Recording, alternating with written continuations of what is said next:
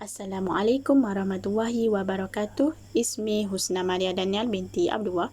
Rakam masfufah sifrun khamsah arba'ah isnan khamsah sab'ah. Subjek Al-Balaghah DWD 21802. Ismul Mudarris Ustaz Abdul Wahid bin Soleh. Al-Maudu' Ta'kid Azamu bima yashbihu Al-Madah, iaitu pengesahan fitnah melalui pujian. Okey, nanti mari akan terangkan lebih detail. Ta'kid tu azamu bima yashbahu al-madah, iaitu pengesahan fitnah melalui pujian. Okey, kama fi habaiti an-nabawat al-mazkur fa innahu nafa anil yakuni fihum aib summa ata bi illa wa ma'lum anna ma ba'daha yukhalifu ma qablaha wa mastami'u yantazaru an yazkur aiban walakinnahu khilafun zannahu wa zada anna fi tawqidan fa asabti anna fi suyufahum asaran ma ad-daraba wa qatalu al-a'da. Kisah ni melalui Al-Bait An-Nabawat. Dia mengatakan ada sesuatu berlaku dalam peperangan tu, kecacatan yang berlaku. Dia rasa ada peperangan tu berlaku kecacatan, dan kemudian dia pun mengikut pengecualian tu. Apa yang menjadi dia mengikut pengecualian tu, sebab apa yang dia tahu perang ni macam lain dari sebelumnya. Sebab tu dia macam ada something wrong dekat peperangan tu. Sebab tu dia menyokong pengecualian. Apabila dia yakin dengan pengecualian tu, dia mendengar dan dia menunggu terbuktinya aib tu, tapi tak terbukti juga. Malah musuh tu semakin melampaui kepercayaan dia, dan benda tu menolak kepercayaan hati kita menolak apa yang dia buat tu, semakin menunjukkan fitnah, makin teruk. Dan itu menjadi penekanan kepada kita. Lalu dia kurang dah, tidak boleh tunggu sebab benda ni semakin teruk. So dia pun mengambil menjadikan pedang sebagai bukti kepada pertempuran dan berlaku aib tu dalam yang musuh lakukan. Nanti kita akan tengok contoh yang ada dalam Al-Quran. Okey, wa amma tajrid fa huwa an tantaza'u amran minal amrin takhla'u alaihi sifatahu intaza an matakhilan, iaitu tajrid ni ialah macam ekstrak yang kita tak nampak. Bila kita tak nampak, kita nak orang tu nampak fitnah tu berlaku. Melalui apa? Kita ada dua cara. Satu, kita boleh melalui sifat dia. Kita boleh tunjuk sifat dia tu lain daripada yang lain. Dan satu lagi, kita boleh tunjuk melalui khayalan. Bila kita memberitahu sesuatu yang kita cerita kat kawan sesuatu tu, dan kawan tu akan khayal apa yang kita cerita tu. Bila kawan tu berkhayal, dan kawan tu akan berfikir itu adalah salah. Sebab tu untuk kita boleh tahu kat orang tu yang fitnah tu berlaku. Itu ada dua cara. Macam tu. Okey, contoh yang Mari akan cerita ni pasal Al-Bait tu. Contoh dia, la yasma'una fiha lagwan illa salaman wa lahum rizquhum fiha bukratan wa ashiyya. Ayat 62 surah Al-Maryam. Wa yaqulu ta'ala zakarahu la yasma'u haula'i allazi yadkhuluna al-jannah fiha lagwan wa huwa al-hadi wal-batil minal qawl wa kalam illa salaman wa hadza minal istisna al-manqata'u wal ma'na huwa lakin yasma'una salaman wa huwa al-tahiyatu al-malakatu iyyahum. Surah yang menunjukkan pengesahan kepada pujian tu, iaitu la yasma'una fiha lagwan illa salaman, iaitu ayat tu yang menunjukkan madah. Cerita ni pasal apa?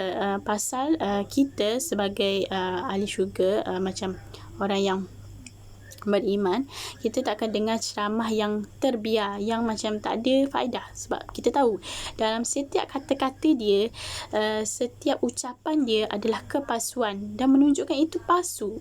So kita takkan terlibat dengan ceramah macam tu. Okay, tapi tetap kita dapat mendengar, orang tu dapat mendengar juga, iaitu salam daripada malaikat dan kedamaian dalam ceramah tu. Walaupun macam tu, still ada kedamaian tu. Tapi kita sebagai orang yang berpengetahuan, kalau kita tahu benda tu tak baik, kita akan stop. Kita tak akan tengok. Sebab bila kita tengok, dia tak akan terganggu dekat fikiran kita. Sebab kita fikir melain. Akan terganggu. Jadi macam satu penghalang kepada kita untuk melakukan kebaikan. Sebab kita tengok benda yang lara, macam benda yang membuat kita jadi alpa dengan apa yang penting, apa yang tak penting. Sebab tu kita kena ambil yang penting. Kalau kita rasa tu tak penting, kita kena biar je. Okey, ada satu lagi, zalika jazaa'u a'da'illahin nar lahum fiha darul khuldi jazaan bima kanu bi ayatina yajhadu. Ayat 28. Okey, summa qala lahum fiha darun al-khaldi yani lihaula'i al-musyrikin billahi finnar daru al-khulud yani daru al-ma'su wal libasu illa ghairi nahayah wala amda wad-daru allati akhbara jilla sana'uhu annaha lahum fi an-nar yan-nar wa hasanun zalika li ikhtilaf li hafzina kama yuqalu laka min biladi tika darus salahatu wa min kuffah daru karimah wa daru hiya kuffah wal biladah wa yahsanu zalika li ikhtilaf al-lafaz wa qad zakara lana anha fi qira'atu Ibnul Mas'ud zalika jazaa'u a'dallahi naru daru khildai fa fi zalika tasihu ma qalna bila ta'wilu fi zalika wa zalika annahu tarjimu bid-dari anin nar. Okey, kisah ni dia ayat yang menunjukkan madah tu lahum fiha daru khuldi. Okey, cerita ni dia mengisahkan pasal orang yang melakukan fitnah, orang yang menyalahi apa yang Allah tentukan, dia adalah tempat yang sebaik-baiknya bagi dia, iaitu neraka. Dan ia selama-lamanya kekal di neraka. Dan orang yang baik ada tempat dia, iaitu tempat yang damai, iaitu al-kuffah al-karimah, yang mulia. Dan perbezaan dua ni menunjukkan kita ni boleh membezakan di antara yang baik dan yang buruk. Bila kita melakukan fitnah, kita akan masuk neraka. Kita boleh nampak dari situ. Sebab tu yang tajrid, iaitu khayalan. Bila kita tahu yang benda tu tak baik untuk kita, so kita akan berhenti melakukan. Tapi kalau kita rasa benda tu terbaik untuk kita, kita akan teruskan. Sebab itu ada kelebihan dan keburukannya. Okey, al-khatimah, daripada kesimpulan daripada ni, iaitu fi al-khatam yumkin an yahdasu al-qazaf fi madah lil madi aidan ijabiyatahu wasalbiyatahu ay adama yatimus sanai alaina sawfa naftaharu indama yahtadahu bil qabahu haza yakunu ma'kul.